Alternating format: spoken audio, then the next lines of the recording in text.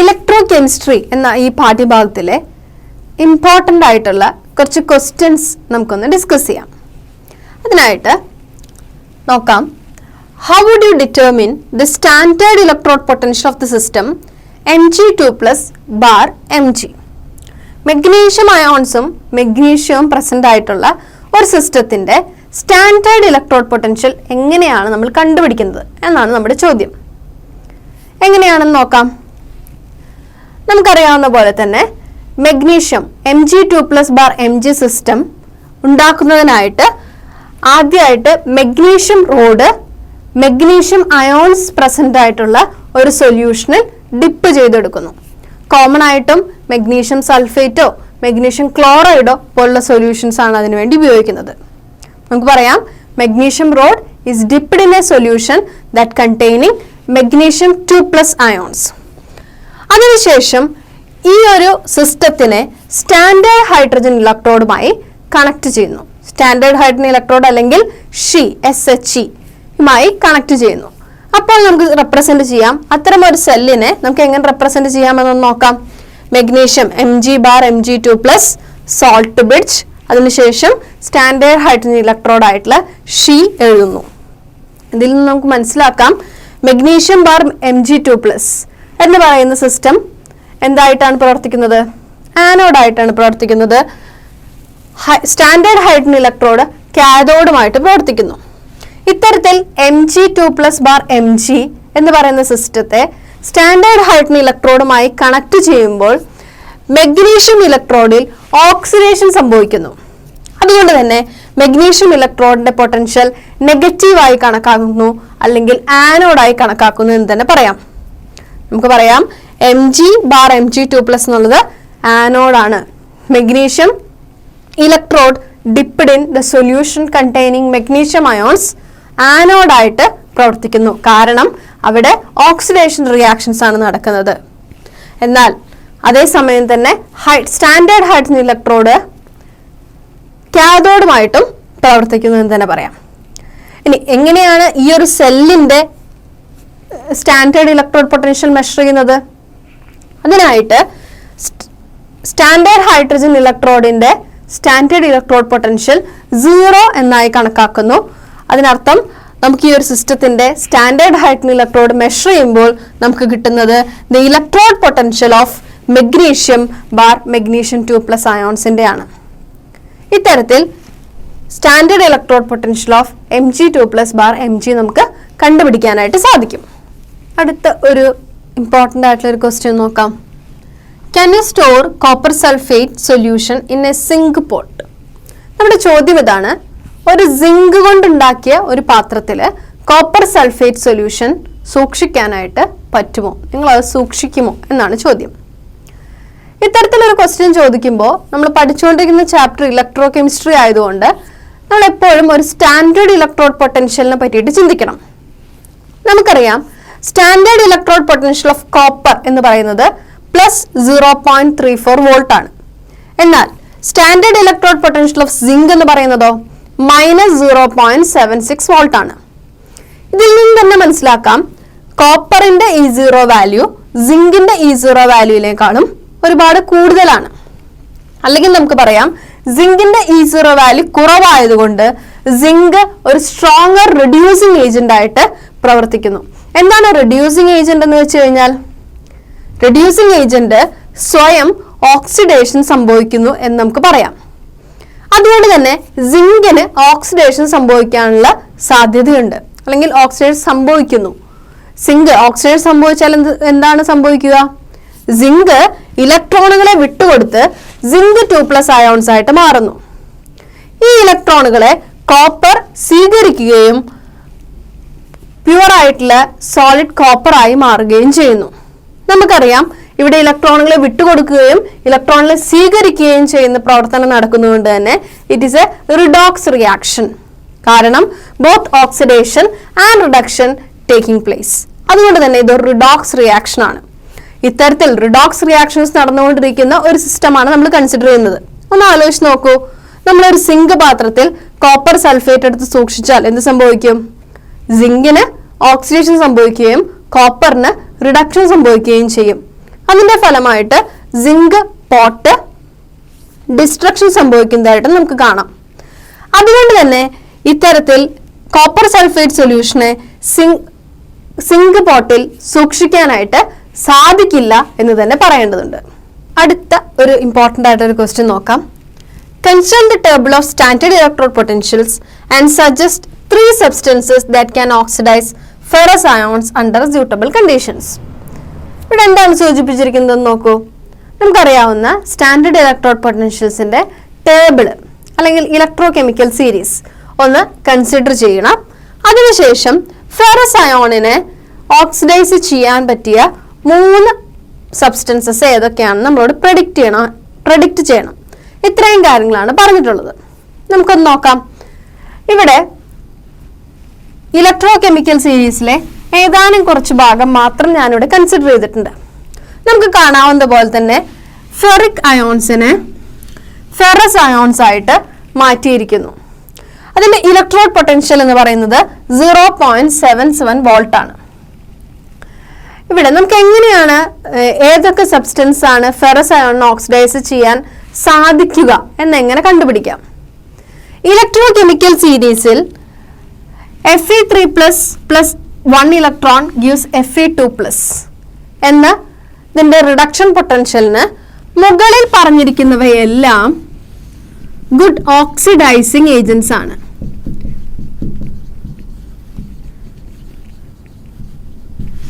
ഇവയ്ക്ക് താഴെ പറഞ്ഞിരിക്കുന്നവയോ നമുക്ക് റെഡ്യൂസിങ് ഏജൻസ് എന്നും കൺസിഡർ ചെയ്യാം. അപ്പൊ ഒന്ന് ആലോചിച്ച് നോക്കൂ. ഫെറസ് അയോണിനെ ഓക്സിഡൈസ് ചെയ്യാൻ പറ്റിയ ഏജൻസ് ഏതൊക്കെയായിരിക്കും? ഇലക്ട്രോ കെമിക്കൽ സീരീസിൽ ഫെറസ് അയോണിനേക്കാളും കൂടുതൽ ഇലക്ട്രോഡ് പൊട്ടൻഷ്യൽ വാല്യൂ ഉള്ള സബ്സ്റ്റൻസസിനായിരിക്കും ഈ ഒരു കഴിവ് ഉള്ളത്. അതുകൊണ്ട് തന്നെ നോക്കാം, ഇലക്ട്രോ കെമിക്കൽ സീരീസിലെ അയണിന്റെ അല്ലെങ്കിൽ ഫെറസിന്റെ ഇലക്ട്രോഡ് പൊട്ടൻഷ്യൽ വാല്യൂ എന്ന് പറയുന്നത് E0 = 0.77 വോൾട്ട് ആണ്. അതിനേക്കാൾ കൂടുതൽ E0 വാല്യൂസ് ഉള്ള ആൾക്കാർ ആരൊക്കെയാണെന്ന് നോക്കൂ. സിൽവർ Ag+, അതുപോലെ തന്നെ മെർക്കുറി Hg2+, ബ്രോമിൻ, ഓക്സിജൻ, അതുകൂടാതെ ക്ലോറിൻ, ഫ്ലൂറിൻ, ഇവയെല്ലാം E0 വാല്യൂ ഫെറസിനേക്കാളും കൂടുതലാണ്. അതുകൊണ്ട് തന്നെ ഈ എല്ലാ സബ്സ്റ്റൻസസിനും ഫെറസ് അയോൺസിനെ ഓക്സിഡൈസ് ചെയ്യാനായിട്ട് സാധിക്കും അണ്ടർ സ്യൂട്ടബിൾ കണ്ടീഷൻസ്. അപ്പൊ ഏതൊക്കെയാണ് ആ സബ്സ്റ്റൻസസ് നമുക്ക് പറയാം? The substances that can oxidise ferrous ion are Ag+, silver, Hg2+, bromine, oxygen, ഇത് കൂടാതെ ക്ലോറിൻ, ഫ്ലൂറിൻ എക്സിട്ര. ഇവയെല്ലാം ഫെറസ് അയോൺസിനെ സ്യൂട്ടബിൾ കണ്ടീഷനിൽ ഓക്സിഡൈസ് ചെയ്യാനായിട്ട് സാധിക്കുന്നവയാണ്. ഇത്തരത്തിലുള്ള പ്രോബ്ലംസ് എല്ലാം നമുക്ക് ആൻസർ ചെയ്യണമെങ്കിൽ ഇലക്ട്രോ കെമിക്കൽ സീരീസിനെ പറ്റി ഒരു ധാരണ നമുക്ക് ഉണ്ടാകേണ്ടതുണ്ട്. അവയുടെ E0 വാല്യൂസിനെ പറ്റിയുള്ള ഒരു അറിവും നമുക്ക് ആവശ്യമാണ്. അടുത്ത ഒരു പ്രോബ്ലം നോക്കാം. Calculate the potential of hydrogen electrode in contact with the solution whose pH is 10. pH 10 ആയിട്ടുള്ള ഒരു സൊല്യൂഷനിൽ ഡിപ്പ് ചെയ്തിരിക്കുന്ന ഹൈഡ്രജൻ ഇലക്ട്രോഡിന്റെ പൊട്ടൻഷ്യൽ കണ്ടുപിടിക്കുക എന്നാണ് നമ്മുടെ ക്വസ്റ്റ്യൻ ഉദ്ദേശിക്കുന്നത്. എങ്ങനെ നമുക്കത് കണ്ടുപിടിക്കാം? അതിനു വേണ്ടിയിട്ട് ഹൈഡ്രജൻ ഇലക്ട്രോഡ് എന്താണെന്ന് നമുക്കറിയണം. എങ്ങനെയാണ് ഹൈഡ്രജൻ ഇലക്ട്രോഡ് നമ്മൾ റെപ്രസെന്റ് ചെയ്യുക? നമുക്കറിയാം H++ 1 electron gives half H2 എന്നതാണ് ഹൈഡ്രജൻ ഇലക്ട്രോഡ്. സ്റ്റാൻഡേർഡ് ഹൈഡ്രജൻ ഇലക്ട്രോഡിന്റെ ഇലക്ട്രോഡ് പൊട്ടൻഷ്യൽ നമുക്കറിയാവുന്നതാണ്. E0 value is equal to 0.00 volt ആണ് അല്ലേ? ഇവിടെ നമുക്ക് കണ്ടുപിടിക്കേണ്ടത് ഹൈഡ്രജൻ ഇലക്ട്രോഡ് pH 10 ആയിട്ടുള്ള സൊല്യൂഷനിൽ ഡിപ്പ് ചെയ്തിരിക്കുന്നു.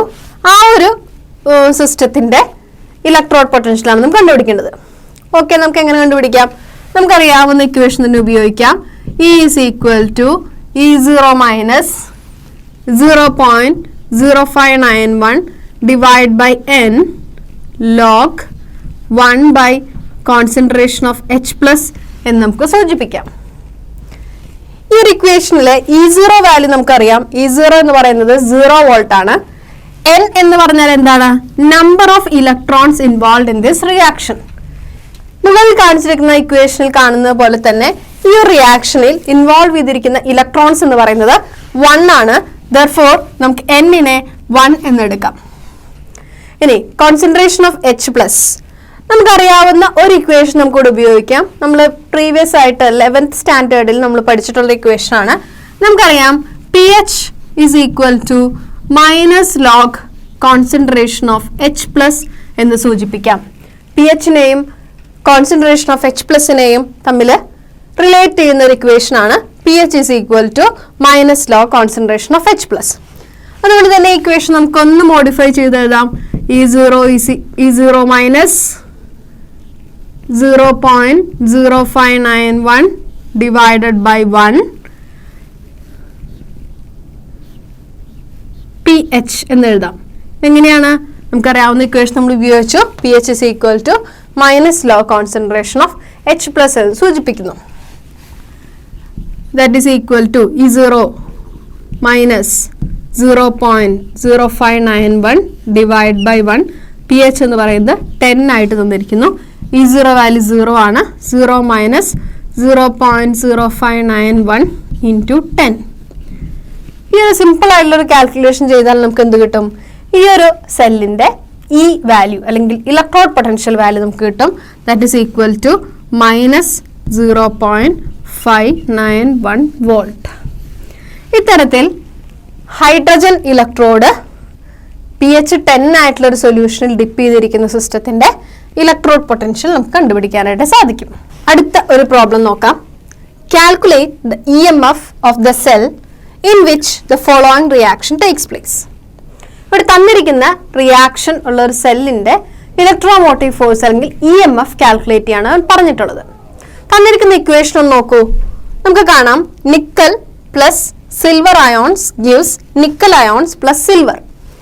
നിക്കൽ അയോൺസിന്റെയും സിൽവർ അയോൺസിന്റെയും കോൺസെൻട്രേഷൻസും തന്നിട്ടുണ്ട്. ഈ റിയാക്ഷനിൽ നമുക്ക് എന്ത് മനസ്സിലാക്കാം? നിക്കൽ ചേഞ്ചസ് ടു നിക്കൽ 2+, അതായത് ഓക്സിഡേഷൻ സംഭവിക്കുന്നു.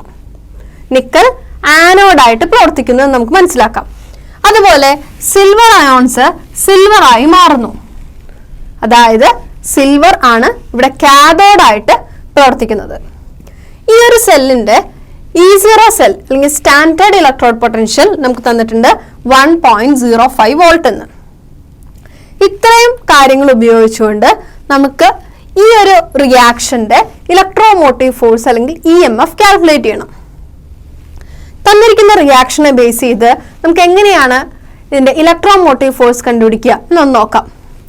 അതിനായി നമ്മൾ ഉപയോഗിക്കുന്ന ഇക്വേഷൻ എന്ന് പറയുന്നത് E is equal to E0 minus 0.0591 divide by N log. ഇവിടെ നമുക്കറിയാം നിക്കൽ ചേഞ്ചസ് ടു നിക്കൽ 2+, അതുകൊണ്ട് തന്നെ അത് ആനോഡാണ് അല്ലേ. അതുപോലെ തന്നെ Ag plus changes to Ag, അതൊരു കാഥോഡായിട്ടും പ്രവർത്തിക്കുന്നു. അതുകൊണ്ട് തന്നെ ഈ ഇക്വേഷൻ നമുക്ക് എങ്ങനെ എഴുതാം? E is equal to E0 minus 0.0591 divided by N log concentration of nickel 2+ divided by concentration of Ag plus. ഇവിടെ കാണാം Ag പ്ലസിന് 2 എന്ന ഒരു സ്റ്റോഷിയോമെട്രിക് കോഎഫിഷ്യന്റ് ഉണ്ട്. അതുകൊണ്ട് തന്നെ Ag പ്ലസ് സ്ക്വയർ എന്ന് സൂചിപ്പിക്കണം. അതിനുശേഷം ഈ ഒരു ക്വസ്റ്റിൽ തന്നിട്ടുള്ള കാര്യങ്ങളെല്ലാം നമുക്കൊന്ന് നോട്ട് ചെയ്യാം. E0 സെൽ എത്രയാണ്? E0 cell is equal to 1.05 volt ആണ്. കോൺസെൻട്രേഷൻ ഓഫ് നിക്കൽ Ni2+ എത്രയായി തന്നിരിക്കുന്നു? 0.10160 molar. Concentration of Ag plus എന്നത് 0.002 മോളാർ എന്ന് തന്നിരിക്കുന്നു. ഈ റിയാക്ഷനിൽ എത്ര ഇലക്ട്രോൺസ് ആണ് ഇൻവോൾവ് ചെയ്തിരിക്കുന്നത്? Nickel changes to nickel 2+ by losing 2 electrons അല്ലേ. അതുകൊണ്ട് തന്നെ N ഈസ് ഈക്വൽ ടു 2 എന്നും എടുക്കാവുന്നതാണ്. ഇത്രയും പാരാമീറ്റേഴ്സ് നമുക്കറിയാവുന്ന എല്ലാ പാരാമീറ്റേഴ്സും E ഈസ് ഈക്വൽ ടു എന്ന് പറയുന്ന ഇക്വേഷനിൽ നമുക്കൊന്ന് സബ്സ്റ്റിറ്റ്യൂട്ട് ചെയ്ത് നോക്കാം. E is equal to 1.05 minus 0.0591 divided by 2 log 0.160 divided by 0.002 square. ഇത്രയും കാര്യങ്ങൾ നമുക്കറിയാം. സിംപ്ലിഫൈ ചെയ്യാം. That is equal to 1.05 minus 0.0591 divide by 2 ചെയ്യുമ്പോൾ നമുക്ക് കിട്ടും 0.02955 ലോഗ് 0.160 ഡിവൈഡഡ് ബൈ, ഇതിനെങ്ങനെ എഴുതാം? 0.002നെ നമുക്ക് 2 into 10 raised to minus 2 എന്ന് എഴുതാം. This is whole square. That is equal to 1.05 minus 0.02955 log. ഞാൻ സിംപ്ലിഫൈ ചെയ്യാം. സിംപ്ലിഫൈ ചെയ്യുമ്പോൾ നമുക്ക് കിട്ടും 40,000. ലോഗ് 40,000 കണ്ടുപിടിക്കാം. 0.02955 log 40,000 വാല്യൂ കണ്ടുപിടിക്കാം. ഇൻറ്റു 4. log 40,000 value 4.6020. വളരെ ഈസി ആയിട്ട് ഇതിനെ സിംപ്ലിഫൈ ചെയ്യാം. നമുക്ക് കിട്ടുന്നു ഈസ് ഈക്വൽ ടു 0.9141 വോൾട്ട് എന്ന്. ഇത്തരത്തിൽ ഈ ഒരു സെല്ലിൻ്റെ നിക്കൽ, സിൽവർ ഇലക്ട്രോഡ്സുകളായിട്ട് പ്രവർത്തിക്കുന്ന ഈ ഒരു സെല്ലിൻ്റെ EMF വാല്യൂ, ഇലക്ട്രോമോട്ടീവ് ഫോഴ്സ്, നമുക്ക് കണ്ടുപിടിക്കാനായിട്ട് സാധിക്കും. ഇലക്ട്രോ കെമിസ്ട്രി എന്ന് പറഞ്ഞ ചാപ്റ്ററിലെ ഒരു ഇമ്പോർട്ടൻറ്റ് ടൈപ്പ് ആയിട്ടുള്ള ഒരു പ്രോബ്ലം നമുക്കൊന്ന് ഡിസ്കസ് ചെയ്യാം. ക്വസ്റ്റ്യൻ നോക്കാം. The cell in which the following reaction occurs has E0 cell is equal to 0.236 volt at 298 Kelvin. Calculate the standard Gibbs energy and equilibrium constant of the cell reaction. ഇവിടെ നമുക്ക് തന്നിരിക്കുന്ന ഒരു cell reaction ഉണ്ട്. അതിൻ്റെ E0 cell നമുക്ക് തന്നിട്ടുണ്ട്, ടെമ്പറേച്ചറും തന്നിട്ടുണ്ട്. ഇത്രയും ഇൻഫർമേഷൻസ് ഉപയോഗിച്ചുകൊണ്ട് ഈ ഒരു സെൽ റിയാക്ഷൻ്റെ ഗിബ്സ് എനർജിയും അതോടൊപ്പം തന്നെ ഇക്വിലിബ്രിയം കോൺസ്റ്റൻറ്റുമാണ് നമ്മൾ കണ്ടുപിടിക്കേണ്ടത്. സാധാരണയായിട്ട് എല്ലാ ക്വസ്റ്റ്യൻ പേപ്പറിലും ചോദിച്ചു വരുന്ന, കണ്ടുവരുന്ന ഒരു ക്വസ്റ്റ്യൻ ആണ് ഇത് നമുക്ക് പറയാം. എങ്ങനെയാണ് ഇത്തരത്തിലുള്ള ക്വസ്റ്റ്യനെ ആൻസർ ചെയ്യാൻ നോക്കാം. തന്നിരിക്കുന്ന ഇക്വേഷൻ ഒന്ന് കൺസിഡർ ചെയ്ത് നോക്കൂ. തന്നിരിക്കുന്ന ഇക്വേഷൻ എന്താണ് സൂചിപ്പിച്ചിരിക്കുന്നത്? Fe3+ അയോണുകൾ Fe2+ അയോണുകളായിട്ട് മാറിയിരിക്കുന്നു. അതോടൊപ്പം തന്നെ I- അയഡിൻ്റെ അയോണുകൾ I2 ആയിട്ട്, അയഡിനായിട്ട് മാറിയിരിക്കുന്നു. ഇതൊരു റിഡോക്സ് റിയാക്ഷൻ ആയിട്ട് നമുക്ക് കൺസിഡർ ചെയ്യാം. ഈ റിഡോക്സ് റിയാക്ഷനെ ആദ്യമായിട്ട് 2 ഹാഫ് സെൽ റിയാക്ഷൻസ് ആയിട്ട് നമുക്ക് സൂചിപ്പിക്കാം. എങ്ങനെയെല്ലാം നമുക്ക് സൂചിപ്പിക്കാം? നമുക്കറിയാവുന്ന പോലെ തന്നെ Fe3+ Fe2+ ആയി മാറിയിരിക്കുന്നു എന്ന് നോക്കാം. Fe3+ എങ്ങനെയാണ് Fe2+ ആയി മാറുന്നത്? നമുക്കറിയാം Fe3+ ഒരു ഇലക്ട്രോണിനെ സ്വീകരിച്ചാൽ Fe2+ ആയി മാറുന്നു. ഇവിടെ ഇലക്ട്രോണിനെ സ്വീകരിക്കുന്ന റിയാക്ഷനാണ്. ഇലക്ട്രോണിനെ ആക്സെപ്റ്റ് ചെയ്യുന്ന റിയാക്ഷൻസ് നമുക്ക് എന്ത് വിളിക്കാം? റിഡക്ഷൻ എന്ന് നമുക്ക് വിളിക്കാം. റിഡക്ഷൻ. ഇവിടെ നോക്കൂ, 2 Fe3+ അയോൺസ് 2 ഇലക്ട്രോണുകളെ ആക്സെപ്റ്റ് ചെയ്തുകൊണ്ട് 2 Fe2+ അയോൺസ് ആയിട്ട് മാറുന്നു. അതുകൊണ്ട് തന്നെ ഈ റിയാക്ഷൻ എന്ന് പറയുന്നത് റിഡക്ഷൻ ആണ്. അപ്പോൾ ഒരു ഹാഫ് സെൽ റിയാക്ഷൻ റിഡക്ഷൻ ആയി നമുക്ക് എഴുതാൻ കഴിയും. അടുത്ത ഹാഫ് സെൽ റിയാക്ഷൻ നോക്കാം. 2I- changes to I2. I- അയോണുകൾ I2 ആയി മാറുന്നു by the releasing of 2 electrons. 2 ഇലക്ട്രോണുകളെ വിട്ടുകൊടുത്തുകൊണ്ടാണ് അയഡിൻ മൈനസ് അയോണുകൾ I2 അല്ലെങ്കിൽ അയഡിനായിട്ട് മാറുന്നത്. ഇവിടെ ഇലക്ട്രോണുകളെ റിമൂവ് ചെയ്യുന്ന റിയാക്ഷൻ അല്ലെങ്കിൽ വിട്ടുകൊടുക്കുന്ന റിയാക്ഷൻ ആയതുകൊണ്ട് ഇതിനെ നമുക്ക് ഓക്സിഡേഷൻ എന്ന് വിളിക്കാം. അപ്പോൾ ഓക്സിഡേഷനും റിഡക്ഷനും സൈമിൾട്ടേനിയസ് ആയി നടക്കുന്ന ഒരു റിയാക്ഷൻ ആയതുകൊണ്ട് തന്നിരിക്കുന്ന റിയാക്ഷൻ എന്ന് പറയുന്നത് ഒരു റിഡോക്സ് റിയാക്ഷന് ഉദാഹരണമാണ്. ഇനി എന്തൊക്കെ കാര്യങ്ങളാണ് നമുക്ക് കണ്ടുപിടിക്കേണ്ടത് നോക്കൂ. ആദ്യമായിട്ട് സ്റ്റാൻഡേർഡ് ഗിബ്സ് എനർജി എങ്ങനെയാണ് കാൽക്കുലേറ്റ് ചെയ്യാൻ നോക്കാം. നമുക്കറിയാവുന്ന ഇക്വേഷൻ ഉപയോഗിക്കാം. ഏതാണ് equation? ∆G R standard is equal to minus NfE0 cell എന്ന് സൂചിപ്പിക്കാം. ഈ ഒരു സ്റ്റാൻഡേർഡ് ഗിബ്സ് ഫ്രീ എനർജി കണ്ടുപിടിക്കണമെങ്കിൽ എന്തെല്ലാം കാര്യങ്ങൾ നമുക്ക് അറിയണം? N എന്ന് പറഞ്ഞാൽ number of electrons involve in this reaction അറിയണം. F എന്ന് പറഞ്ഞാൽ ഫാരഡേസ് കോൺസ്റ്റന്റിനെ പറ്റി അറിയണം. E0 സെൽ എന്ന് പറഞ്ഞാൽ standard electrode potential of the സെല്ലും അറിയണം. നോക്കാം ഈ കാര്യങ്ങളെല്ലാം നമുക്ക് അറിയാമോ എന്ന്. N ഈ ഒരു റിയാക്ഷനിൽ എത്ര ഇലക്ട്രോൺസുകൾ ഇൻവോൾവ് ചെയ്തിരിക്കുന്നു? നമുക്ക് കാണാൻ കഴിയും 2 ഇലക്ട്രോൺസുകൾ. Therefore N is equal to 2. Faraday's constant ഒരു കോൺസ്റ്റന്റ് ആയിട്ടുള്ള വാല്യൂ ആണ്, നമുക്കറിയാം 96500 കൂളം പെർ മോൾ എന്ന്. അതോടൊപ്പം തന്നെ ഇവിടെ ക്വസ്റ്റ്യനിൽ E0 സെൽ എന്ന് തന്നിട്ടുണ്ട്. E0 സെൽ എത്രയാണ്? E0 cell is equal to 0.236 volt.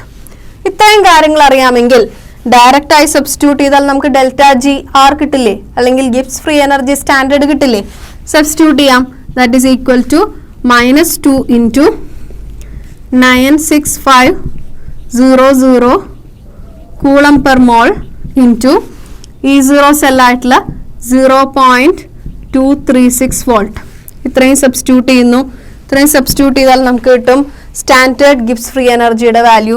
That is -45548 coulomb volt. Coulomb volt എന്നതിനെ നമുക്ക് ജൂൾ എന്നാക്കി എഴുതാം. That is again equal to -45548 joule എന്ന് സൂചിപ്പിക്കാം. -45548 ജൂൾ. കൂളം വോൾട്ടിനെ ജൂൾ എന്നാക്കി മാറ്റുന്നു. ഇനി നമുക്ക് കിലോ ജൂളിലേക്ക് മാറ്റാം. എങ്ങനെയാണ് കിലോ ജൂളിലേക്ക് മാറ്റുന്നത്? ജൂളിനെ ഡിവൈഡ് ബൈ 1000 ചെയ്ത് കഴിഞ്ഞാൽ നമുക്ക് എന്ത് കിട്ടും? കിലോ ജൂളിലേക്ക് മാറ്റാൻ പറ്റും. That is equal to -45.548 kilo joule എന്ന് എഴുതാം. അപ്രോക്സിമേറ്റ്ലി -45.55 കിലോ ജൂൾ എന്ന് സൂചിപ്പിക്കാം. ഇത്തരത്തിൽ ΔGR ഓഫ് ദിസ് റിയാക്ഷൻ നമുക്ക് കിട്ടിയത് -45.55 കിലോ ജൂൾ എന്ന്. ΔG വാല്യൂ നെഗറ്റീവ് ആയതുകൊണ്ട് തന്നെ നമുക്ക് മനസ്സിലാക്കാം ഇത് വളരെ സ്പോണ്ടേനിയസ് ആയിട്ട് നടക്കുന്ന ഒരു റിയാക്ഷൻ ആണെന്ന്. അപ്പോൾ standard Gibbs free energy value നമ്മൾ കണ്ടുപിടിച്ചു. ഇനി നമുക്ക് കണ്ടുപിടിക്കാനുള്ളത് ഇക്വിലിബ്രിയം കോൺസ്റ്റന്റ് ആണ്. ഇക്വിലിബ്രിയം കോൺസ്റ്റന്റിനെയും ΔG വാല്യൂവിനെയും തമ്മിൽ ബന്ധിപ്പിക്കുന്ന ഒരു റിലേഷൻ നമുക്കറിയാം. ആ റിലേഷൻ ഉപയോഗിക്കാം. ΔG standard is equal to -2.303 RT log Kc. നോക്കാം, ഇവിടെ Kc എന്നതാണ് ഇക്വിലിബ്രിയം കോൺസ്റ്റന്റിനെ റെപ്രസെന്റ് ചെയ്യുന്നത്. നമുക്ക് കണ്ടുപിടിക്കേണ്ടത് Kc ആണ്. Kc കണ്ടുപിടിക്കുന്ന രൂപത്തിൽ നമുക്ക് ഇക്വേഷൻ മോഡിഫൈ ചെയ്ത് എഴുതാം. Log Kc is equal to എങ്ങനെ എഴുതാം? -ΔGR standard divided by 2.303 RT. നമുക്കറിയാവുന്ന വാല്യൂസ് എല്ലാം നമുക്ക് സബ്സ്റ്റിറ്റ്യൂട്ട് ചെയ്യാം. That is equal to ΔG standard നമ്മൾ ഓൾറെഡി കണ്ടുപിടിച്ചിട്ടുണ്ട്. -45.55 kilo joule divided by 2.303. R എന്നത് നമുക്കറിയാം യൂണിവേഴ്സൽ ഗ്യാസ് കോൺസ്റ്റന്റ് ആണ്. അതിൻ്റെ value 8.314 joule per kelvin per mole ആണ്. ഇവിടെ ΔG വാല്യൂ കിലോ ജൂൾ നമ്മൾ സബ്സ്റ്റിറ്റ്യൂട്ട് ചെയ്തുകൊണ്ട് R വാല്യൂവിനെയും നമുക്ക് കിലോ ജൂളിലേക്ക് കൺവേർട്ട് ചെയ്യാം. That is 8.314 into 10⁻³ kilo joule per kelvin per മോൾ എന്ന് എഴുതാം. സബ്സ്റ്റിറ്റ്യൂട്ട് ചെയ്യാം ഈ values. 8.314 into 10⁻³ kilo joule kelvin per mole into temperature already നമ്മുടെ ക്വസ്റ്റിൽ തന്നിട്ടുണ്ട് 298 കെൽവിൻ. ഇത്രയും കാര്യങ്ങൾ സബ്സ്റ്റിറ്റ്യൂട്ട് ചെയ്താൽ ഇതിനെ സോൾവ് ചെയ്യാൻ വളരെ എളുപ്പമാണ് അല്ലേ? ഇതിനെ സോൾവ് ചെയ്താൽ നമുക്ക് കിട്ടും 7.983 എന്ന്. 7.983 എന്ന് നമുക്ക് കിട്ടി. ഇനി Kc ആണ് കണ്ടുപിടിക്കേണ്ടത്. ലോഗ് കെ സി ആണ് എന്ത് 7.983 എന്ന് കിട്ടിയിരിക്കുന്നത്. ഇതിൽ നമുക്ക് കെ സി എങ്ങനെ കണ്ടുപിടിക്കാം? K C is equal to antilog of 7.983. Logarithm ടേബിളിലെ ആന്റിലോഗ് എന്ന് പറഞ്ഞ ഭാഗം ഉപയോഗിച്ച് നമുക്ക് ഇതിന്റെ ആന്റിലോഗ് കണ്ടുപിടിക്കാം. ആന്റിലോഗ് വാല്യൂ എന്ന് പറയുന്നത് ആന്റിലോഗ് ഓഫ് 7.983 എങ്ങനെ കണ്ടുപിടിക്കാം? ഇതിന്റെ വാല്യൂ കിട്ടുന്നത്, ആൻസർ കിട്ടുന്നത് 9.616 into 10⁻7 എന്നാണ്. ഇത്തരത്തിൽ ഈ ഒരു പ്രോബ്ലത്തിൽ പറഞ്ഞിട്ടുള്ള സ്റ്റാൻഡേർഡ് ഗിബ്സ് ഫ്രീ എനർജിയും അതുപോലെ തന്നെ ഇക്വിലിബ്രിയം കോൺസ്റ്റന്റും കണ്ടുപിടിക്കാവുന്നതാണ്. കണ്ടക്ടിവിറ്റിയുമായി ബന്ധപ്പെട്ട ഒരു ഇമ്പോർട്ടൻ്റ് ആയിട്ട് ഒരു ക്വസ്റ്റ്യൻ നമുക്കൊന്ന് നോക്കാം. Why does the conductivity of a solution decreases with dilution? Dilution ചെയ്യുന്തോറും അല്ലെങ്കിൽ കോൺസെൻട്രേഷൻ കുറയ്ക്കും തോറും ഒരു സൊല്യൂഷന്റെ കണ്ടക്ടിവിറ്റി കുറയുന്നു. അതിന് കാരണം എന്താണ് എന്നാണ് നമ്മുടെ ചോദ്യം. നമുക്കറിയാം എങ്ങനെയാണ് ഒരു സൊല്യൂഷന്റെ കോൺസെൻട്രേഷൻ കുറയ്ക്കുന്നത്. നമുക്കറിയാവുന്ന മെത്തേഡാണ് ഡൈല്യൂഷൻ എന്ന് പറയുന്നത്. ഇത്തരത്തിൽ ഡൈല്യൂഷൻ സംഭവിക്കുമ്പോൾ കണ്ടക്ടിവിറ്റി കുറയുന്നത് എന്തുകൊണ്ട്? ഒന്ന് ആലോചിച്ച് നോക്കൂ. The conductivity decreases with the decrease in concentration of both strong and weak electrolyte. Strong ഇലക്ട്രോലൈറ്റും അതുപോലെ വീക്ക് ഇലക്ട്രോലൈറ്റിന്റെ കേസിലും കോൺസെൻട്രേഷൻ കുറയ്ക്കും തോറും എന്ത് സംഭവിക്കുന്നു? കണ്ടക്ടിവിറ്റി കുറയുന്നതായി കാണാം. എന്താണ് അതിന് കാരണം? വളരെ ഇമ്പോർട്ടൻ്റ് ആണ്. This is because the number of ions that carry current in unit volume of a solution always decreases. അതായത് ഈ ഒരു സൊല്യൂഷന്റെ കോൺസെൻട്രേഷൻ കുറയ്ക്കുമ്പോൾ എന്ത് സംഭവിക്കുന്നു? The number of ions that carry current in the unit volume of solution. അതായത് unit volume of solution എടുത്തു കഴിഞ്ഞാൽ അതിൽ കറന്റ് ക്യാരി ചെയ്യുന്ന അയോൺസിന്റെ എണ്ണം ഡൈല്യൂട്ട് ചെയ്ത സൊല്യൂഷനും ഡൈല്യൂട്ട് ചെയ്യാത്ത സൊല്യൂഷനും തമ്മിൽ കമ്പയർ ചെയ്യുമ്പോൾ വ്യത്യാസപ്പെട്ടിരിക്കും. സൊല്യൂഷൻ ഡൈല്യൂട്ട് ചെയ്യുന്തോറും നമുക്ക് കാണാൻ കഴിയും the number of ions that carry current per unit volume decreases എന്ന്. ഒരു യൂണിറ്റ് വോളിയത്തിലുള്ള നമ്പർ ഓഫ് അയോൺസിന്റെ എണ്ണം, കറണ്ട് ക്യാരി ചെയ്യാൻ സാധിക്കുന്ന നമ്പർ ഓഫ് അയോൺസിന്റെ എണ്ണം കുറഞ്ഞു വരുന്നതായിട്ട് കാണാൻ കഴിയും. അതുകൊണ്ടാണ് ഒരു സൊല്യൂഷനെ അല്ലെങ്കിൽ ഏതെങ്കിലും ഒരു ഇലക്ട്രോലൈറ്റിനെ ഡൈല്യൂട്ട് ചെയ്യുമ്പോൾ അല്ലെങ്കിൽ അതിൽ കോൺസെൻട്രേഷൻ കുറച്ചു കൊണ്ടുവരുമ്പോൾ അതിന്റെ കണ്ടക്ടിവിറ്റി സാധാരണയായിട്ട് കുറഞ്ഞു വരുന്നതായിട്ട് കാണുന്നത്. Suggest a way to determine the lambda m0 value of water. വാട്ടറിന്റെ molar conductivity at infinite dilution എങ്ങനെയാണ് കണ്ടുപിടിക്കുക? അത് കണ്ടുപിടിക്കാനുള്ള ഒരു മെത്തേഡ് ഏതാണെന്ന് നമ്മളോട് സജസ്റ്റ് ചെയ്യാനാണ് പറഞ്ഞിരിക്കുന്നത്. നമുക്ക് നോക്കാം എങ്ങനെയാണ് അത് കണ്ടുപിടിക്കുക എന്ന്. വാട്ടറിന്റെ molar conductivity at infinite dilution കണ്ടുപിടിക്കുന്നതിന് വേണ്ടിയിട്ട് നമുക്ക് 3 സ്ട്രോങ് ഇലക്ട്രോലൈറ്റ്സിനെ കൺസിഡർ ചെയ്യണം. ഏതൊക്കെയാണ് 3 സ്ട്രോങ് ഇലക്ട്രോലൈറ്റ്സ്? അത് സോഡിയം ഹൈഡ്രോക്സൈഡ്, ഹൈഡ്രോക്ലോറിക് ആസിഡ്, അതുപോലെ തന്നെ സോഡിയം ക്ലോറൈഡും ആണ്. ഈ 3 സ്ട്രോങ് ഇലക്ട്രോലൈറ്റ്സിനെ കൺസിഡർ ചെയ്താൽ അവയുടെ molar conductivity at infinite dilution consider ചെയ്താൽ നമുക്ക് വാട്ടറിന്റെ ലാംഡ m0 വാല്യൂ കാൽക്കുലേറ്റ് ചെയ്യാനായിട്ട് സാധിക്കും. ഇത് നമുക്ക് എന്ത് ബേസിസിലാണ് ഇത് എക്സ്പ്ലെയിൻ ചെയ്യുന്നത്? അതെ, നമ്മൾ പഠിച്ചിട്ടുള്ള കോളറേഷ്യസ് ലോ എന്ന് പറയുന്ന കൺസെപ്റ്റ് ഉപയോഗിച്ചിട്ടാണ് നമുക്ക് എക്സ്പ്ലെയിൻ ചെയ്യാനായിട്ട് സാധിക്കുക. നമുക്കറിയാവുന്ന പോലെ തന്നെ ലാംഡ m0 ഓഫ് വാട്ടർ എന്ന് പറയുന്നതിന് നമുക്ക് എങ്ങനെയൊക്കെ റെപ്രസെന്റ് ചെയ്യാം? Lambda m0 of NaOH plus lambda m0 of HCl minus lambda m0 of NaCl. എന്താണ് അങ്ങനെ റെപ്രസെന്റ് ചെയ്യാനുള്ള കാരണം? നോക്കാം. അക്കോർഡിംഗ് ടു കോളറേഷ്യസ് ലോ എന്താണ് സൂചിപ്പിക്കുന്നത്? Lambda m0 of N electrolyte എന്ന് പറയുന്നത് അതിലുള്ള കാറ്റയോണിന്റെയും ആനയോണിന്റെയും മോളാർ കണ്ടക്ടിവിറ്റീസിന്റെ സം ആയിട്ടാണ് കൺസിഡർ ചെയ്യുന്നത്. ഇവിടെ സോഡിയം ഹൈഡ്രോക്സൈഡ് എന്ന് പറയുന്നത് ഒരു സ്ട്രോങ് ഇലക്ട്രോലൈറ്റ് ആണ്. സോഡിയം അയോൺസും അതുപോലെ തന്നെ ഹൈഡ്രോക്സിൽ അയോൺസും ഉണ്ട്.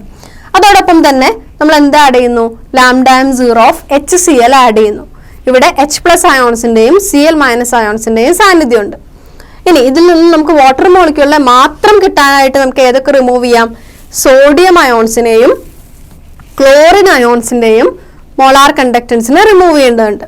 അതിനായിട്ട് നമ്മളൊരു എക്സ്ട്രാ ഇലക്ട്രോലൈറ്റ് ഉപയോഗിക്കുന്നു. ഒരു സ്ട്രോങ് ഇലക്ട്രോലൈറ്റ് ആയിട്ടുള്ള സോഡിയം ക്ലോറൈഡിനെ ഉപയോഗിക്കാം. ഇത് ആഡ് ചെയ്ത് കിട്ടിയ വാല്യൂവിൽ നിന്ന് λm0 of sodium chloride minus ചെയ്താൽ നമുക്ക് എന്ത് കിട്ടും? λm0 ഓഫ് വാട്ടർ നമുക്ക് കിട്ടുന്നു. ഇത്തരത്തിൽ വാട്ടറിൻ്റെ molar conductance at infinite dilution നമുക്ക് കാൽക്കുലേറ്റ് ചെയ്യാനായിട്ട് സാധിക്കും. അടുത്ത ഒരു പ്രോബ്ലം നോക്കാം. The molar conductivity of 0.025 mol per liter methanoic acid is 46.1 Siemens centimeter square mol inverse. Calculate the degree of dissociation and dissociation constant. Lambda 0 value of H plusum, lambda 0 value of HCO minus ionsന്റെയും details നമുക്ക് ഈ question വന്നിട്ടില്ല. എന്താണ് ഈ ക്വസ്റ്റ്യനോട് ഉദ്ദേശിക്കുന്നത്? Methanoic ആസിഡിന്റെ molar കണ്ടക്ടിവിറ്റിയും ഒരു particular കോൺസെൻട്രേഷനുള്ള molar conductivity തന്നിട്ടുണ്ട്. ഇത് ഉപയോഗിച്ചുകൊണ്ട് ഡിഗ്രി ഓഫ് ഡിസോസിയേഷനും ഡിസോസിയേഷൻ കോൺസ്റ്റന്റുമാണ് നാം കണ്ടുപിടിക്കേണ്ടത്. നമുക്ക് നോക്കാം എങ്ങനെയാണ് ചെയ്യാന്ന്. അതിനുവേണ്ടി നമ്മുടെ ക്വസ്റ്റ്യനിൽ തന്നിട്ടുള്ള ഇമ്പോർട്ടൻറ്റ് പാരാമീറ്റേഴ്സും ഒക്കെ നമുക്കൊന്ന് നോട്ട് ചെയ്യാം. എന്തൊക്കെ കാര്യങ്ങളാണ് ഈ ക്വസ്റ്റ്യൻ തന്നിരിക്കുന്നത് നോക്കൂ. മെഥനോയിക് ആസിഡിന്റെ λm വാല്യൂ തന്നിട്ടുണ്ട്. Molar conductivity of methanoic acid എന്ന് പറയുന്നത് 46.1 siemens centimetre square mole inverse ആയിട്ട് വന്നിരിക്കുന്നു. λm of methanoic acid chemical formula നമുക്കറിയാം, HCOH ആണ്. ഇതിന്റെ മറ്റൊരു പേര് ഫോമിക് ആസിഡ് എന്ന് നമ്മൾ വിളിക്കുന്നു. HCOH λm value 46.1 siemens centimetre square mole inverse എന്ന് തന്നിരിക്കുന്നു. കോൺസെൻട്രേഷൻ തന്നിട്ടുണ്ട്. Concentration is equal to 0.025 mole per litre എന്ന് തന്നിട്ടുണ്ട്. അതോടൊപ്പം തന്നെ മെഥനോയിക് ആസിഡിലെ അയോൺസ് ആയിട്ടുള്ള H+ന്റെയും HCO മൈനസിന്റെയും മോളാർ കണ്ടക്ടിവിറ്റി വാല്യൂസും തന്നിരിക്കുന്നു. അതായത് λ0 of H plus is equal to 349.6 Siemen centimeter square mol inverse. അതുപോലെ λ0 value of HCO minus is equal to 54.6 Siemen centimeter square mol inverse. ഇത്രയും കാര്യങ്ങളാണ് നമുക്ക് ക്വസ്റ്റ്യനിൽ നിന്നും കിട്ടുന്ന പാരാമീറ്റേഴ്സ്. എന്തൊക്കെയാണ് നമുക്ക് കണ്ടുപിടിക്കേണ്ടത്? ഡിഗ്രി ഓഫ് ഡിസോസിയേഷൻ എന്നതിനെ ആൽഫ എന്ന് പറയുന്ന ടേം ഉപയോഗിച്ച് നമുക്ക് റെപ്രസെന്റ് ചെയ്യാം. അതുപോലെ ഡിസോസിയേഷൻ കോൺസ്റ്റന്റ്, മെഥനോയിക് ആസിഡ് ഒരു ആസിഡ് ആയതുകൊണ്ട് തന്നെ ഡിസോസിയേഷൻ കോൺസ്റ്റന്റിനെ KA എന്ന് നമുക്ക് സൂചിപ്പിക്കാം. K റെപ്രസെന്റ് ചെയ്യുന്നത് കോൺസ്റ്റന്റിനെയും A എന്നുള്ളത് ആസിഡിനെയാണ് സൂചിപ്പിക്കുന്നത്. അതുകൊണ്ട് KA represents dissociation constant of this acid, methanoic acid. എങ്ങനെയാണ് ഈ പ്രോബ്ലം ചെയ്യുക എന്ന് നോക്കാം. നമുക്ക് ആദ്യമായിട്ട് ഡിഗ്രി ഓഫ് ഡിസോസിയേഷൻ കണ്ടുപിടിക്കണം. Degree of dissociation alpha is equal to, നമുക്കറിയാവുന്ന ഇക്വേഷൻ ഉപയോഗിക്കാം. എന്താണ് equation? λm divided by λm0. λm divide by λm0. λm എന്നുള്ളത് ഓൾറെഡി നമ്മുടെ ക്വസ്റ്റ്യൻ തന്നിട്ടുണ്ട്. മെഥനോയിക് ആസിഡിന്റെ λm വാല്യൂ. λm0 എങ്ങനെ കണ്ടുപിടിക്കും? λm0 കണ്ടുപിടിക്കുന്നതിനായിട്ട് H+ അയോൺസിന്റെയും HCO മൈനസ് അയോൺസിന്റെയും λm വാല്യൂ നമുക്ക് തന്നിട്ടുണ്ട്. അതുപയോഗിച്ച് λm0 വാല്യൂ നമുക്ക് കാൽക്കുലേറ്റ് ചെയ്തെടുക്കാം. So λm0 is equal to λ0 of H+ plus λ0 of HCO minus എന്ന് സൂചിപ്പിക്കാം. നമുക്കറിയാവുന്ന വാല്യൂ സബ്സ്റ്റിറ്റ്യൂട്ട് ചെയ്യാം. 349.6 പ്ലസ് 54.6 ആഡ് ചെയ്താൽ നമുക്ക് കിട്ടും λm വാല്യൂ എന്നുള്ളത് 404.2 siemens centimetre square mole raise to -1 എന്നായിട്ട്. ഇത്രയും കാര്യങ്ങൾ അറിഞ്ഞാൽ ഡിഗ്രി ഓഫ് ഡിസോസിയേഷൻ ആൽഫ നമുക്ക് കാൽക്കുലേറ്റ് ചെയ്യാം. degree of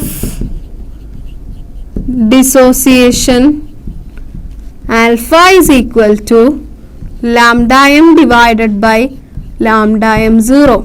Lambda m question തന്നിട്ടുണ്ട് എത്രയാണ് 46.1 Siemens centimeter square mole inverse divided by lambda m 0 നമ്മൾ കാൽക്കുലേറ്റ് ചെയ്ത് കണ്ടുപിടിച്ചു 404.2 Siemens centimeter square mole inverse. ഇതിനെ വളരെ സിമ്പിൾ ആയിട്ട് നമുക്കൊന്ന് ഈ ഒരു ഫ്രാക്ഷനെ കാൽക്കുലേറ്റ് ചെയ്താൽ നമുക്ക് എന്ത് കിട്ടും? ലാംഡ വാല്യൂ കിട്ടും. ലാംഡ വാല്യൂ എന്ന് പറയുന്നത് 46.1 ഡിവൈഡ് ബൈ 404.2 0.114 എന്നാണ് ഡിഗ്രി ഓഫ് ഡിസോസിയേഷൻ അല്ലെങ്കിൽ ലാംഡ നമുക്ക് കിട്ടുന്നത്. അടുത്തായിട്ട് നമുക്ക് കാൽക്കുലേറ്റ് ചെയ്യേണ്ടത് ഡിസോസിയേഷൻ കോൺസ്റ്റന്റ് ആണ്. Dissociation constant dissociation K A എന്ന് നമ്മൾ സൂചിപ്പിക്കുന്നു. K A is equal to C alpha square എന്ന് പറയുന്ന ഇക്വേഷൻ ആണ് നമ്മൾ ഉപയോഗിക്കേണ്ടത്. C alpha square. സി എന്ന് പറഞ്ഞു കഴിഞ്ഞാൽ കോൺസെൻട്രേഷൻ ആണ്, ആൽഫ എന്ന് പറഞ്ഞു കഴിഞ്ഞാൽ ഡിഗ്രി ഓഫ് ഡിസോസിയേഷൻ ആണ്. ഈ രണ്ട് കാര്യങ്ങൾ നമുക്കറിയാം, അതുകൊണ്ട് തന്നെ സബ്സ്റ്റിറ്റ്യൂട്ട് ചെയ്യാം.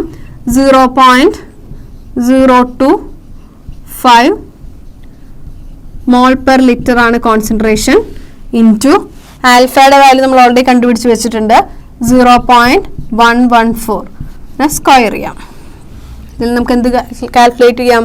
കെ എ വാല്യൂ അല്ലെങ്കിൽ dissociation constant of methanoic acid calculate ചെയ്യാം. നമുക്ക് കിട്ടുന്നത് 3.249 into 10⁻⁻⁴.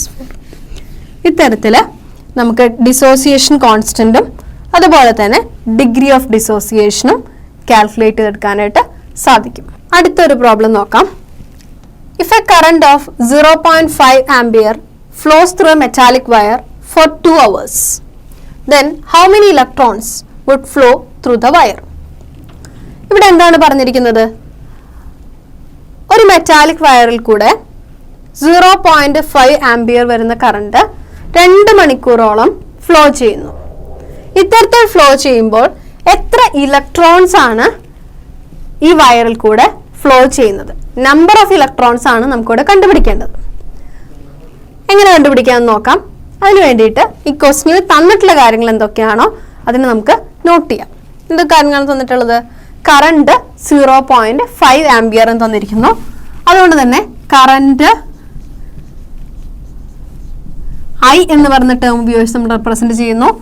I is equal to 0.5 ampere. അതുപോലെ എത്ര സമയം എന്നാണ് പറഞ്ഞിരിക്കുന്നത്? Time T is equal to 2 hours ആണ്. ഈ 2 hours എന്നുള്ളതിനെ നമുക്ക് സെക്കൻഡിലേക്ക് കൺവേർട്ട് ചെയ്യണം.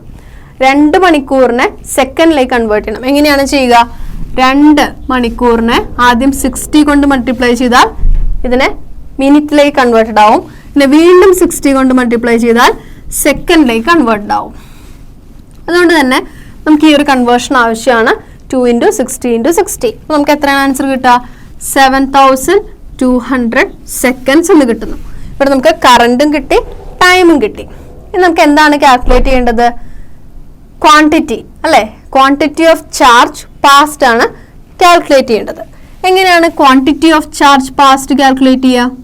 Quantity of charge passed is equal to current into time എന്ന ഇക്വേഷൻ ഉപയോഗിക്കാം. That is Q is equal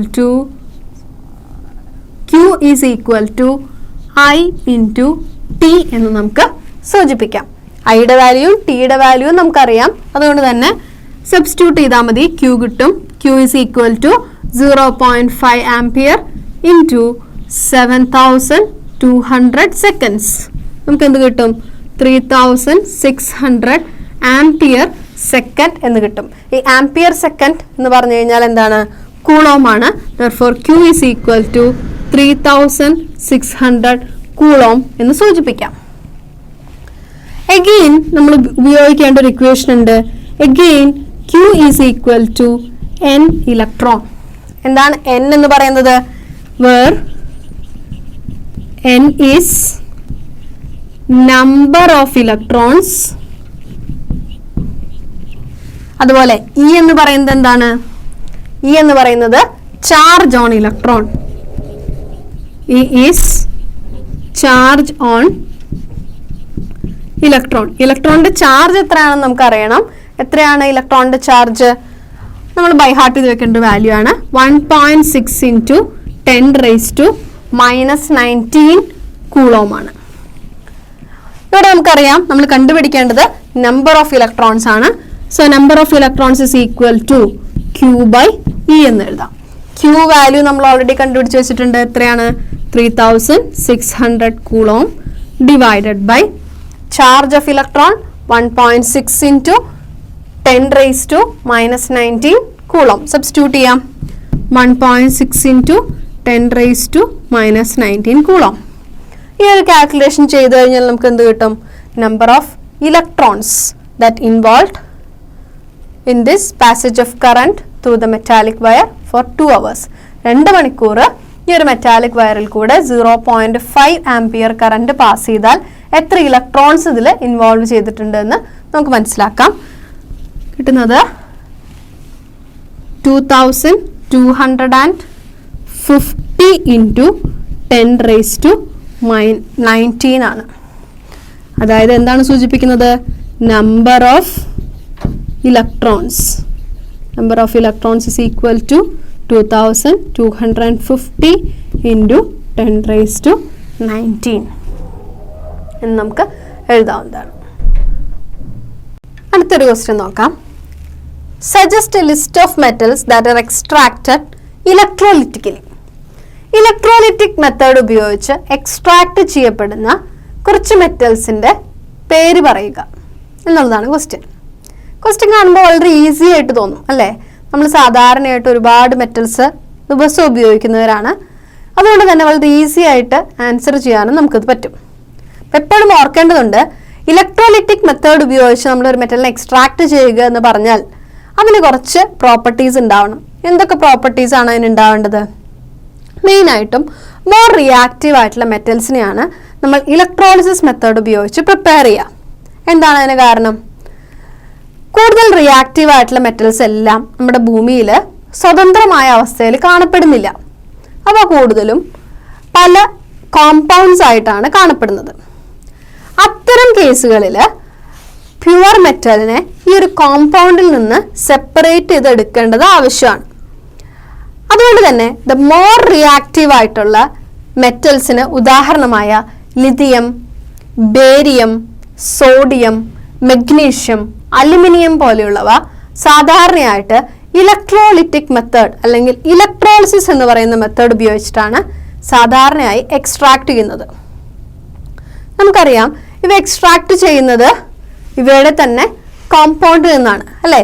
ഏത് ഒരു കോമ്പൗണ്ടിൽ നിന്നാണോ ഈ മെറ്റൽസ് നമുക്ക് എക്സ്ട്രാക്ട് ചെയ്യാൻ പറ്റുക അതിനെ നമ്മൾ ഓർ എന്ന് വിളിക്കുന്നു. ഇത്രയും കാര്യങ്ങൾ ഒന്ന് ഓർത്തിരിക്കണം. അടുത്തൊരു പ്രോബ്ലം നോക്കാം. Consider the reaction Cr2O72- plus 14H plus 6 electron gives 2Cr3 plus 7H2O. What is the quantity of electricity in coulombs needed to reduce 1 mole of Cr2O72-? എന്താണ് ക്വസ്റ്റ്യൻ ഉദ്ദേശിച്ചിരിക്കുന്നത്? നമുക്കൊരു ഇക്വേഷൻ തന്നിട്ടുണ്ട്. Cr2O72- അയോൺസിനെ റെഡ്യൂസ് ചെയ്തുകൊണ്ട് chromium Cr3+ ആയിട്ട് മാറ്റിയിരിക്കുന്നു, chromium ions ആയിട്ട് മാറ്റിയിരിക്കുന്നു. ഈ ഒരു റിയാക്ഷൻ നടക്കണമെങ്കിൽ എത്ര എമൗണ്ട് ഓഫ് ഇലക്ട്രിസിറ്റി ആവശ്യമാണ് എന്നാണ് നമ്മുടെ ചോദ്യം. 1 മോൾ ഓഫ് Cr2O72- കൺവേർട്ട് ചെയ്ത് 2Cr3+ ആക്കി മാറ്റണമെങ്കിൽ എത്ര amount of electricity in coulombs ആവശ്യമാണ് എന്നാണ് നമ്മുടെ ചോദ്യം. അപ്പോൾ അതിനു വേണ്ടിയിട്ട് ഈ ഇക്വേഷൻ നമുക്കൊന്ന് ശ്രദ്ധിച്ച് നോക്കേണ്ടതുണ്ട്. ഈ ഇക്വേഷൻ ഒന്ന് നോക്കൂ. നമുക്ക് കാണാം 1 Cr2O72- ion requires 6 electrons for reduction. ഒരു Cr2O72- അയോൺസിന് 6 ഇലക്ട്രോൺ ഉപയോഗിച്ചാൽ മാത്രമാണ് റെഡ്യൂസ് ചെയ്യാനായിട്ട് സാധിക്കുള്ളൂ. നമുക്കൊന്ന് നോട്ട് ചെയ്യാം. 1 Cr2O7 2- ion requires എത്ര ഇലക്ട്രോൺ ആണ്? 6 ഇലക്ട്രോൺസ് ഫോർ റിഡക്ഷന് വേണ്ടിയിട്ട് 6 ഇലക്ട്രോൺസിന്റെ ആവശ്യമുണ്ട്.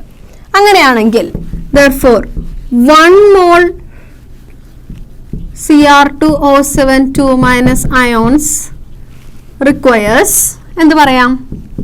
1 മോൾ ആവുമ്പോൾ നമുക്ക് പറയാം 6 ഫാരഡേ എന്ന് പറയാം അല്ലേ? 6 Faraday. That is 1 mole of Cr2O7 2- ions requires 6 Faraday. That is എന്താണ് 6 ഫാരഡേ എന്ന് പറഞ്ഞു കഴിഞ്ഞാൽ 6 × 96500 കൂളോംബ്.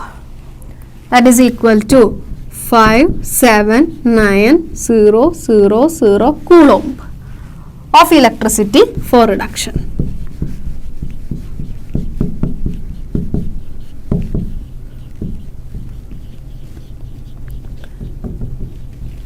ഇതിനെന്ത് മനസ്സിലാക്കാം? 1 mol Cr2O7 2- റെഡ്യൂസ് ചെയ്ത് Cr3+ ആക്കി മാറ്റുന്നതിന് എത്ര എമൗണ്ട് ഓഫ് എനർജി വേണം? We need to require 57900 coulomb amount of electricity ഉണ്ടെങ്കിൽ മാത്രമേ 1 mol Cr2O7 2- റെഡ്യൂസ് ചെയ്ത് Cr3+ ആക്കിയിട്ട് മാറ്റാനായിട്ട് സാധിക്കുകയുള്ളൂ. അടുത്ത ഒരു ക്വസ്റ്റ്യൻ നമുക്ക് ഡിസ്കസ് ചെയ്യാം. Write the chemistry of recharging the lead storage battery, highlighting all the materials that involved during recharging. Lead storage ബാറ്ററിയിൽ റീചാർജിങ് നടക്കുന്നതിൻ്റെ കെമിസ്ട്രി എന്താണെന്നാണ് നമ്മളോട് ചോദിച്ചിരിക്കുന്നത്. ലെഡ് സ്റ്റോറേജ് ബാറ്ററിയെ പറ്റി നമ്മൾ പഠിച്ചു കഴിഞ്ഞു അല്ലേ? ലെഡ് സ്റ്റോറേജ് ബാറ്ററിയിൽ ഡിസ്ചാർജിങ് റിയാക്ഷൻ നടക്കുമ്പോൾ എന്തൊക്കെയാണ് സംഭവിക്കുന്നതെന്ന് നമ്മളും പഠിച്ചു കഴിഞ്ഞു. നമുക്കറിയാം ഇത്തരം ബാറ്ററീസ് എല്ലാം നമുക്ക് ചാർജ് ചെയ്ത് ഉപയോഗിക്കാനായിട്ട് സാധിക്കും. അപ്പോൾ റീചാർജ് ചെയ്യുമ്പോൾ എന്താണ് അവിടെ നടക്കുന്ന കെമിക്കൽ റിയാക്ഷൻസ് എന്ന് നമ്മൾ ഓർക്കേണ്ടതുണ്ട്.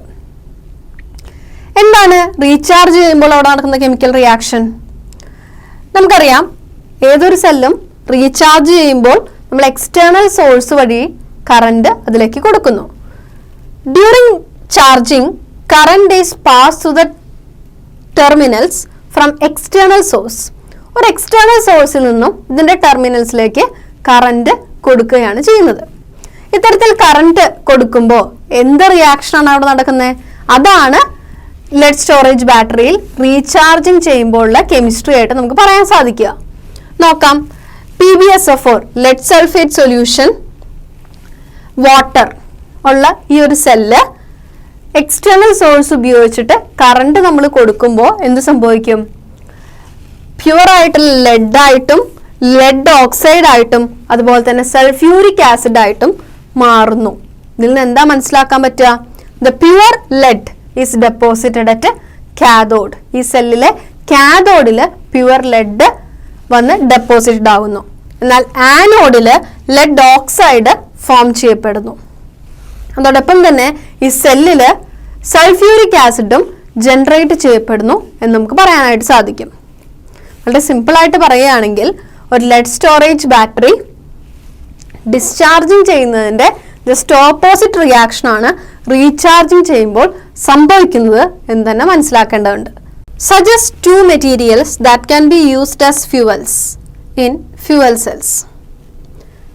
നമുക്കറിയാം സാധാരണയായിട്ട് ഫ്യൂവൽ സെൽസിൽ ഉപയോഗിക്കുന്ന 2 മെറ്റീരിയൽസ് എന്ന് പറയുന്നത് ഹൈഡ്രജനും ഓക്സിജനുമാണ്. ഹൈഡ്രജനെയും ഓക്സിജനെയും ഫ്യൂവൽസ് ആയിട്ട് ഉപയോഗിച്ചുകൊണ്ട് നമുക്ക് ഉപയോഗിക്കാവുന്ന ഒരു സെല്ലാണ് ഫ്യൂവൽ സെൽ. ഹൈഡ്രജനും ഓക്സിജനും തമ്മിൽ ബേൺ ചെയ്ത് അല്ലെങ്കിൽ റിയാക്ട് ചെയ്ത് എമൗണ്ട് ഓഫ് എനർജി പ്രൊഡ്യൂസ് ചെയ്യുന്നു എന്ന് തന്നെ പറയാം. അവിടെ സ്ട്രോങ് ആയിട്ടുള്ള കമ്പഷൻ റിയാക്ഷൻസ് ആണ് നടക്കുന്നത്. അതുപോലെ തന്നെ കമ്പഷൻ റിയാക്ഷൻ സാധിക്കുന്ന മറ്റ് റിയാക്ടൻസും മറ്റ് സബ്സ്റ്റൻസസും നമുക്ക് ഫ്യൂവൽ സെൽസിൽ ഉപയോഗിക്കാവുന്നതാണ്. അതിനുള്ള 2 ഉദാഹരണങ്ങൾ എന്ന് പറഞ്ഞു കഴിഞ്ഞാൽ മീഥൈൻ CH4 എന്ന് പറയുന്ന മീഥൈൻ, ഇത് നാച്ചുറൽ ഗ്യാസ് എന്നറിയപ്പെടുന്നു.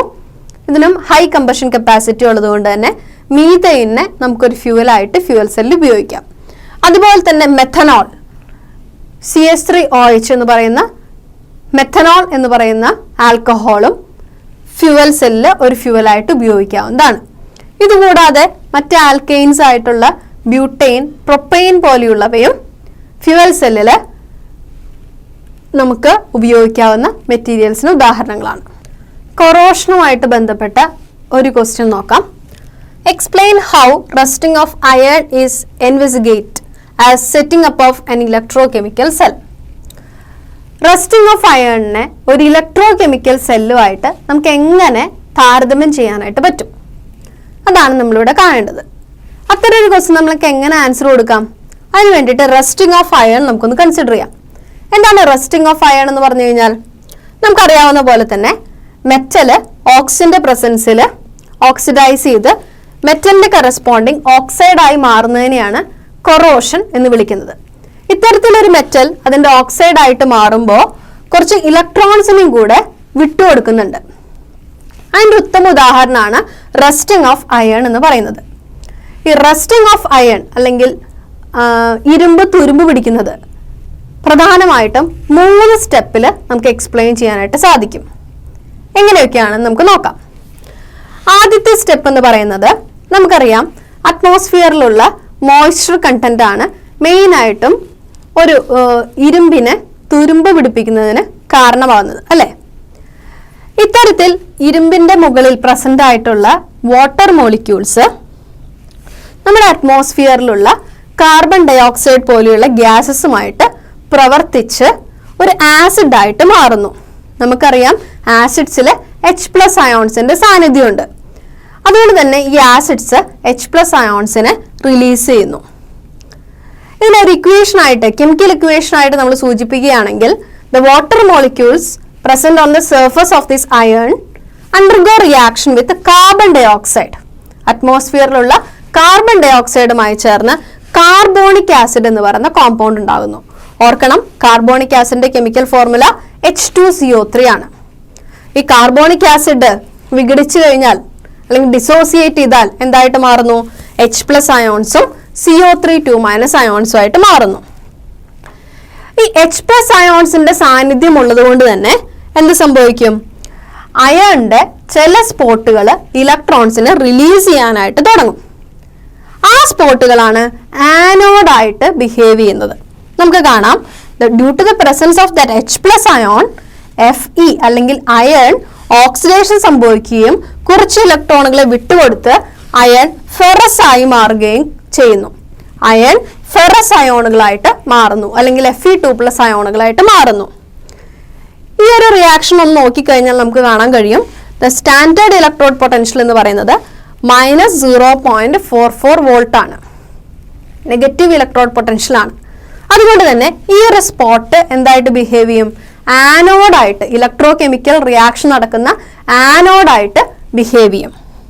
ഇനി ഇതുപോലെ റിലീസ് ചെയ്യപ്പെടുന്ന ഇലക്ട്രോണുകൾ മറ്റ് വേറെ ഏതെങ്കിലും അയണിന്റെ വേറെ ഏതെങ്കിലും സ്പോട്ടിലേക്ക് മൂവ് ചെയ്യുകയും അതോടൊപ്പം തന്നെ ഈ H+ അയോണുകൾ ഓക്സിജനുമായിട്ട് ഡിസോൾവ് ചെയ്ത് ഈ ഇലക്ട്രോണുകളെ ആക്സെപ്റ്റ് ചെയ്യുകയും ചെയ്യുന്നു. അപ്പൊ ഇലക്ട്രോൺസിനെ ആക്സെപ്റ്റ് ചെയ്യുന്ന റിയാക്ഷൻ നടക്കുന്നത്, റിഡക്ഷൻ റിയാക്ഷൻ നടക്കുന്നത് എവിടെയാണ്?